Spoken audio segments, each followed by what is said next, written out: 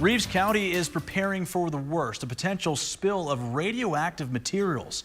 Why? Well, they're in the path of that waste being delivered to the waste isolation pilot plant in New Mexico. That waste is made up of things like clothing, tools, rags, debris, and soil contaminated with small amounts of plutonium and man-made radioactive elements.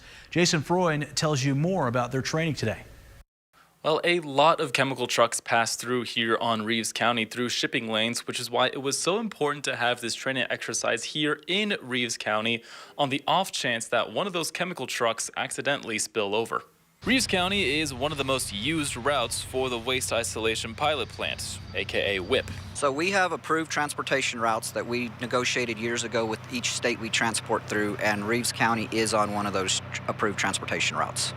Which is why the training exercise took place here. The exercise simulated what would happen if a WIPP spill were to ever happen, and while this accident carried medical equipment, all kinds of chemicals actually go through WIPP. It's actually a radiological response training. The Waste Isolation Pilot Plant is a Department of Energy facility, and we dispose of defense-generated transuranic waste, which is nuclear waste left over from the research and production of nuclear weapons. The training saw boxed chemicals placed on the ground, while a bigger truck with chemicals in it was parked on the side. That one wasn't affected, but a team in hazmat suits inspected the area for radiation leaks. Meanwhile, medical crews tended to people who were injured during the accident.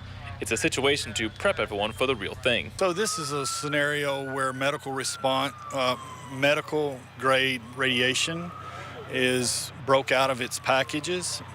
They travel up and down the road with carriers every day. So this is something that could happen in any community. And sometimes hands-on experience beats the books. Learning hands-on is a better way of learning. I mean, you can read all the books you want on what to do in case of a radioactive spill or a severe accident, but it's actually a hands-on practice just kind of, you know where to go.